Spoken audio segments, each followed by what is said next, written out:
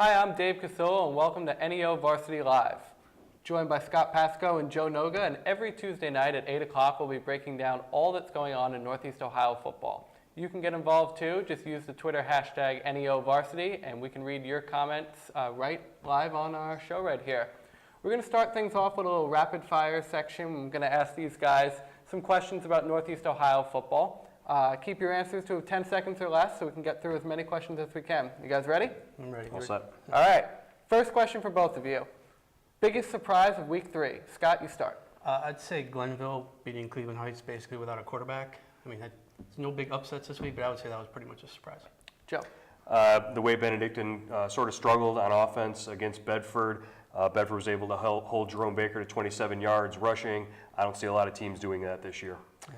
Segues right into our next question. Is Bedford a legitimate state title contender? You know, I saw there's 2 in the AP state poll. I'm not ready to throw them up there yet. I think they're as good as anybody in the region, and that gets you to the state semifinals. After that, anything can happen.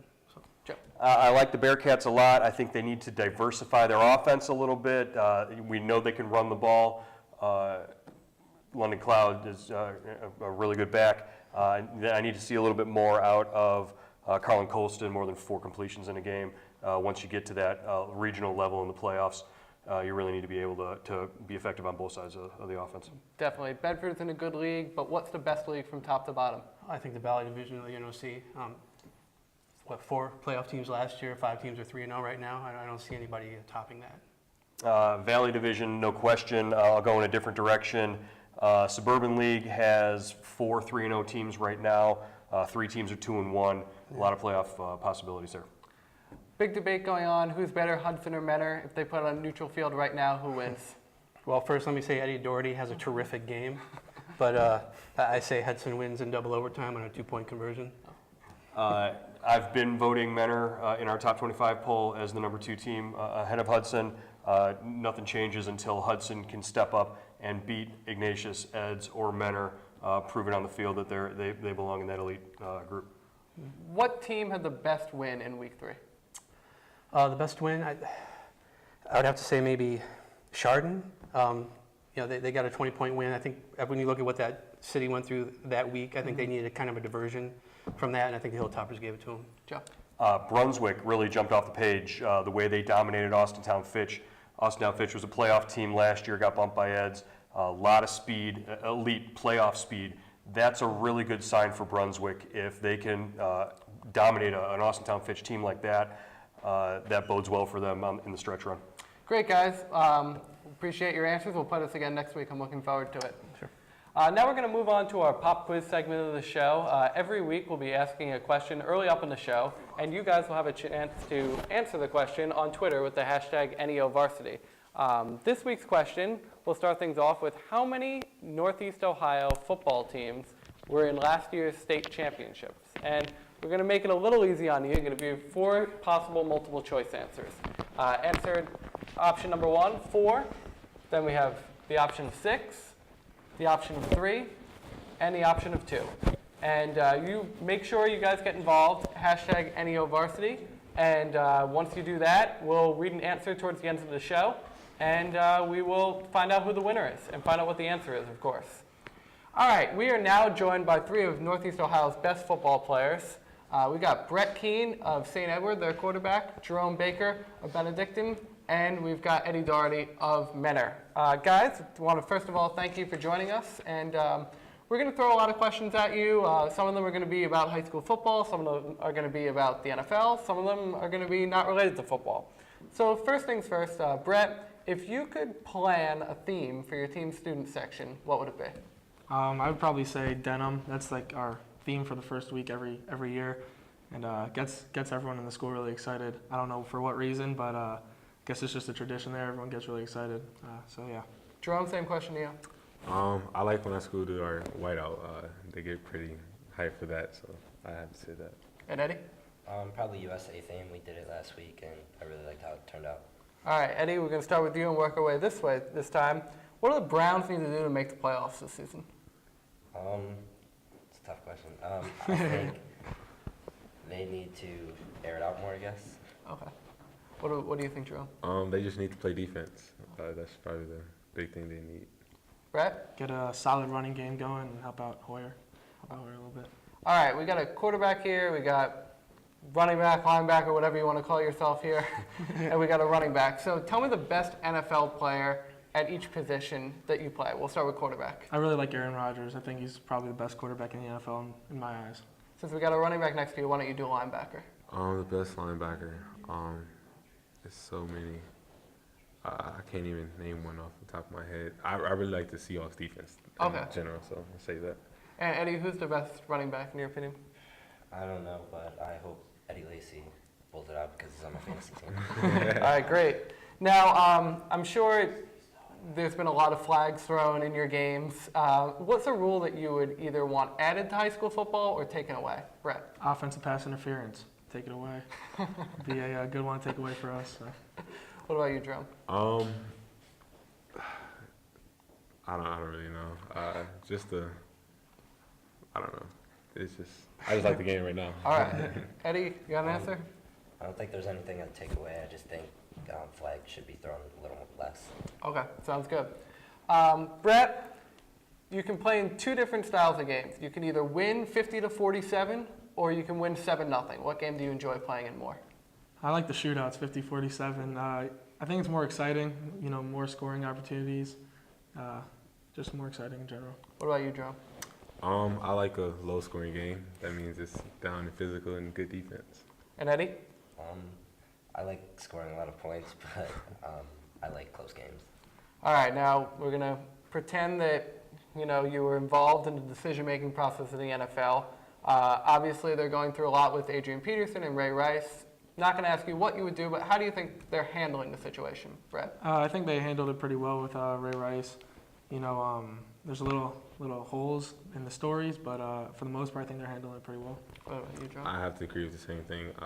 The NFL is handling it pretty well so far, but there's always room for improvement. Eddie? There's nothing I can change on that. All right, great. Eddie, we'll start with you for this one. College football season, we're moving to a 4-team playoff.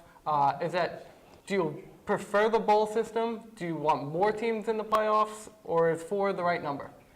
I say more teams should go to the playoffs for that one. Jerome, what do you think? Yeah, I say more. Right now it's fine, but I definitely want more. Yeah, I agree with more teams in the playoffs. All right, the more the merrier. Yeah. All right, let's go a little away from football now. I'm going to give you 3 options. Who do you prefer to listen to? Kanye, Drake, or Kendrick Lamar? Ooh, Kanye. Kanye? Why Kanye? I like some of his old school music. Gets you going. I don't know. I just like some old school Kanye. Well, I didn't know that Kanye had old school because that was my music. Go ahead, Jerome. I say Kendrick Lamar. His lyrics are just fascinating to me, so Kendrick Lamar. And Eddie? Drake. I like all of his music. All right, cool. Well, we're switching it up here. What's going to happen first? The Cavs win a state title? I mean, the Cavs win Cavs winning a state title. I don't know if that's going to happen. But the Cavs win a title, the Browns win a title, the Indians win a title, or one of you wins a pro sports title. Brett? I don't know. It's pretty hard to. The Cavs are the best team on paper this year. By far. But that's translated to the court. So, I'm gonna say the Cavs though. All right, Jerome. Yeah, I'd probably say the Cavs. Not this year, but next year. All right, and Eddie? I'd probably say the Cavs Okay. in the near future.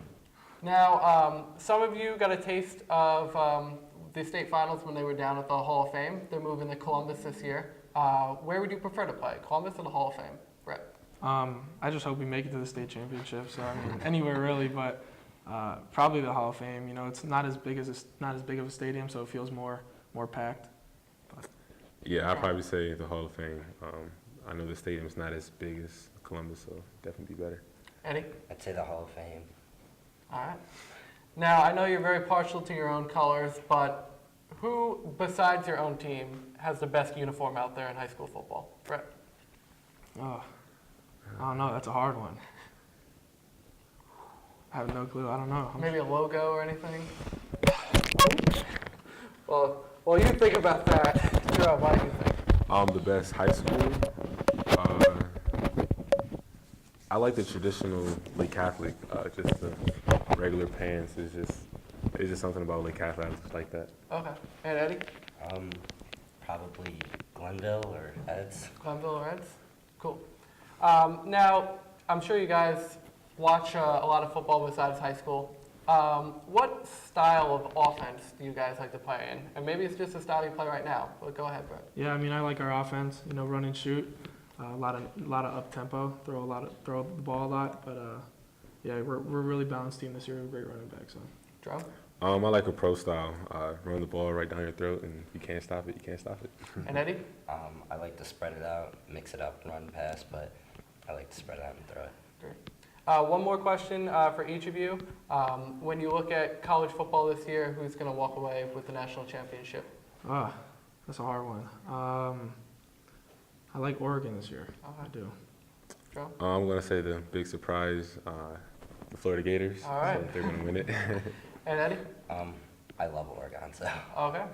All right, guys. Well, I want to thank you for joining us, and we'll have different guests every single week here on cleveland.com for our neo-varsity-live show. I want to remind everyone to tweet at the hashtag neo-varsity if you want to ask any questions or just pretty much anything related to the show. We'd love to hear from you.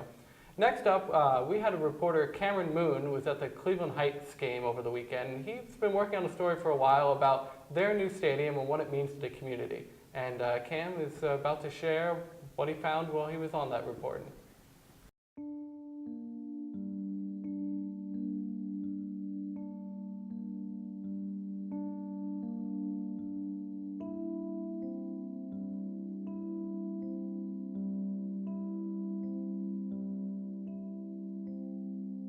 It's been going on for about 9 months, I think, something like that, or actually since when the weather broke last spring. I love this turf. It's nice. It's different from other turf. It's not like rubber pellets. It's sand under it. I love that. My first reaction was I stepped on my cleats and I just did like 3 cuts in the ground. I said, oh yeah, I know this is gonna be nice. Well, I think it's more than just the winter. It's late in the season when, if it was a bad field, all you can do is run the ball. It took some of our speed factor away. We're blessed to have some pretty fast kids, so we'd like to be able to use it a little bit here. And if it rains now or whatever, then it's in great shape. So, but I think the bigger thing is come the springtime, being able to get out here to work and do agility work, and the kids can get out here and throw on their own and all that stuff. That's a huge advantage that we haven't had. The biggest difference is our guys, we can make better cuts now. We can actually dig into the ground and make cuts faster. We get to run a lot more different plays because we don't have to adjust to the mud and the dirt. It's gonna be crazy now. Even kids talk about it in school. Like, I want to come to Heights games because we got a new stadium, and they just want to check out the new stadium. And when I get my hair cut down the street at the barbershop, they even say, "You come to check out that new stadium." So it's gonna be crazy. These young men have responded and are champions in life, and that's really what it's all about. I mean, this is such a great place to be. Just look at it. It's black and gold everywhere. It's a great surface. We're very grateful to the board for stepping up to the plate for our kids.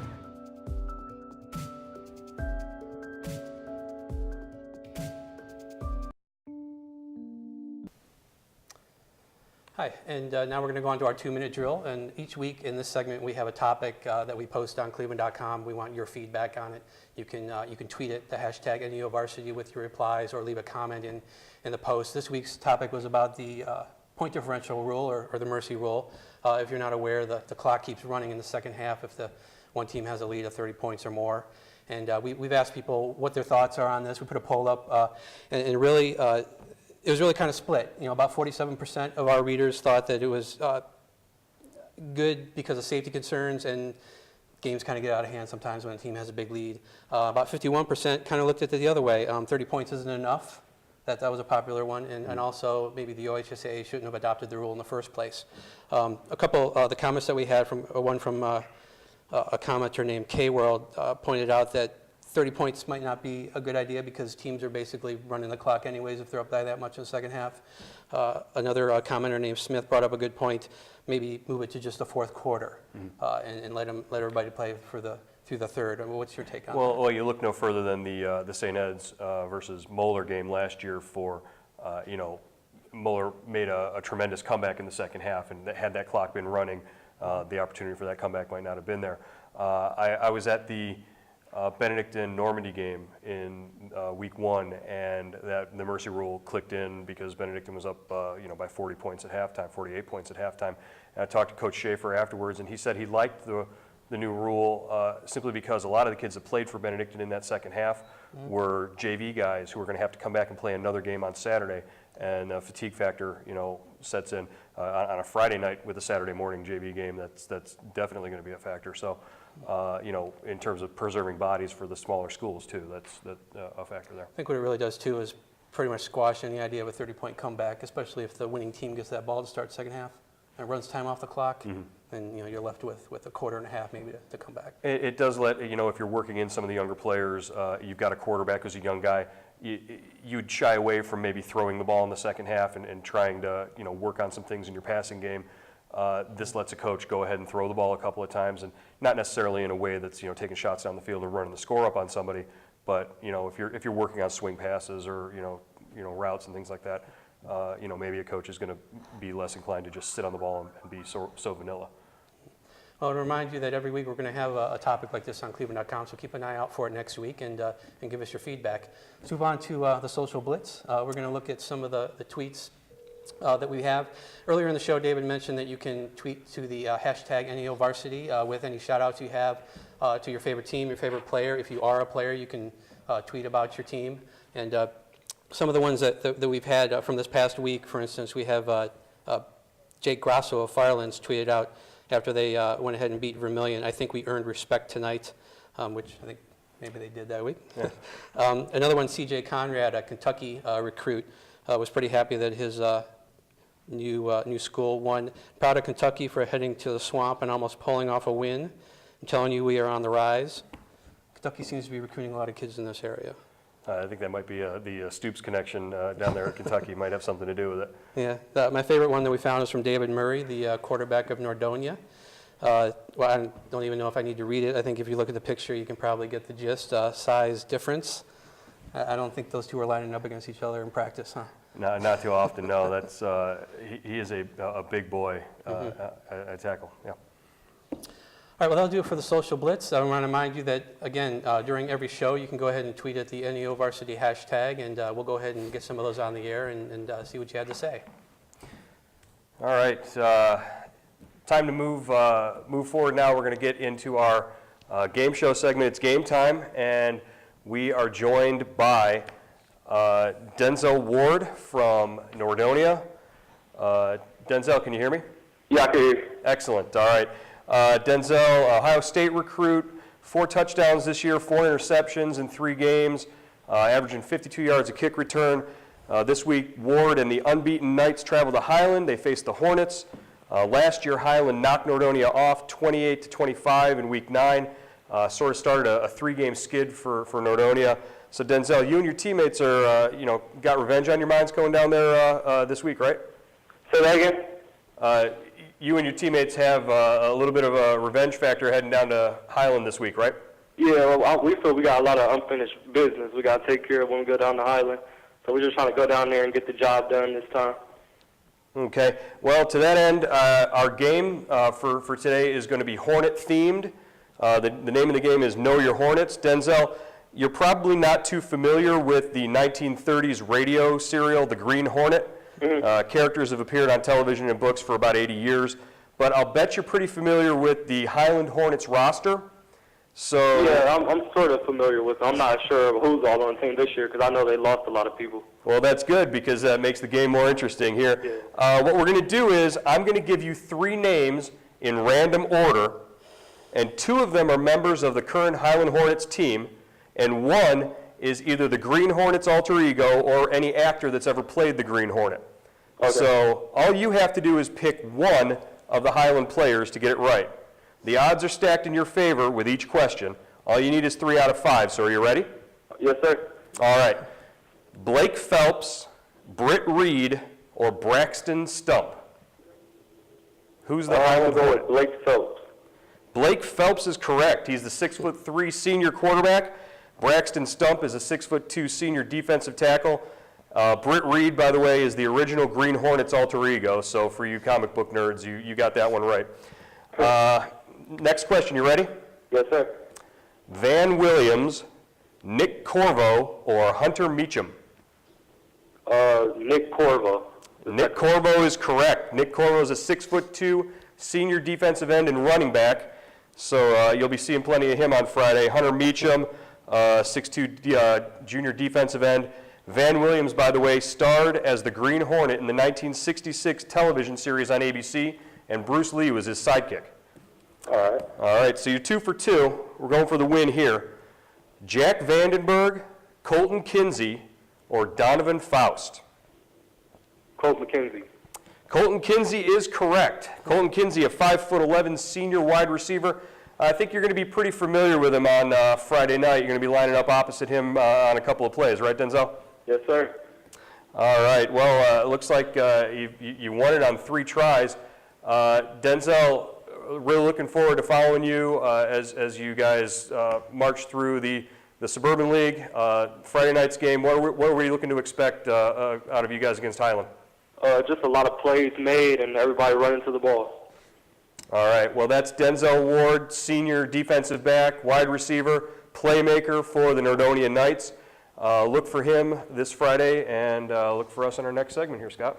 All right, well, we're going to go back and talk about our trivia question of the day, which was how many of our area teams made it to the state finals last year. And I think you probably know the answer. We did not get any correct answers on this, but I did want to point out that the correct answer was St. Vincent St. Mary, Kirtland, Glenville, and another team that might be represented in the room, Menor.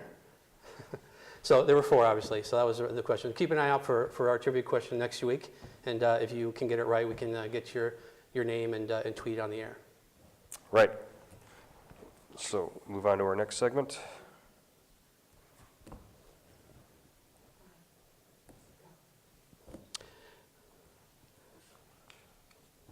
Let's go ahead and bring Dave back in.